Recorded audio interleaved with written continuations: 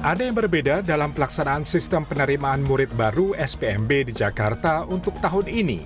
Pada pemilihan sekolah swasta, Dinas Pendidikan DKI Jakarta membuka mekanisme SPMB bersama tahun 2025 untuk jenjang pendidikan SMP, SMA, dan SMK. Program ini memberi peluang untuk murid dapat mengenyam pendidikan gratis di sekolah swasta favorit. Tujuannya untuk memperluas daya tampung peserta didik baru. Pada program ini, seluruh pembiayaan sekolah swasta ditanggung pemerintah Provinsi DKI Jakarta, mulai dari uang pangkal 1 kali ketika diterima dan SPP selama 3 tahun penuh.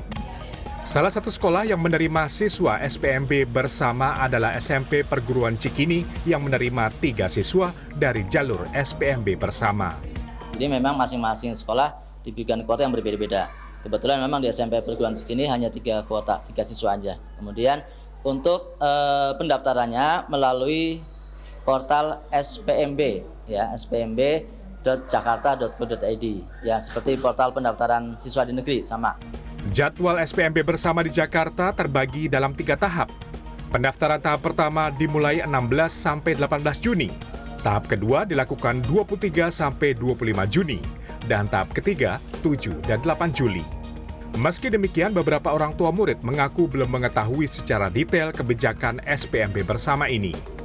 Sebetulnya kalau tadi masuk ke swasta lewat jalur PPDB itu saya baru dengar karena sama sekali nggak tahu kalau swasta itu bisa masuk ada kuota untuk PPDB ya. Jadi kalau bedanya itu apa? Maksudnya apakah dilihat dari nilai ataukah dilihat dari misalnya zonasi sama seperti PPDB untuk pada sekolah negeri gitu ya, yang hanya melihat usia dan zonasi lingkungan, dan kuotanya sih yang harus perlu tahu ya, maksudnya di satu sekolah itu kuota PPDB lewat swasta itu berapa banyak gitu.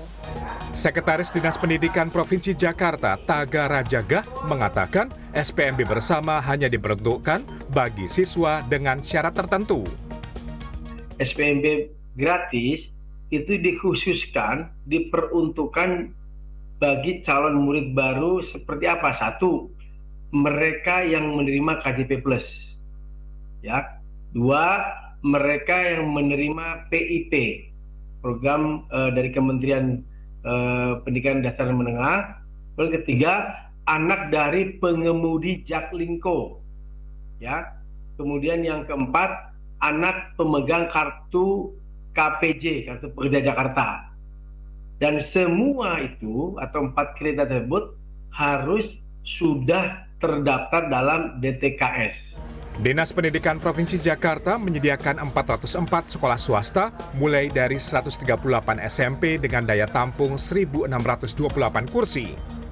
Berikutnya SMA sebanyak 121 sekolah dengan daya tampung 1.761 kursi, dan SMK sebanyak 145 sekolah dengan daya tampung 2.785 kursi.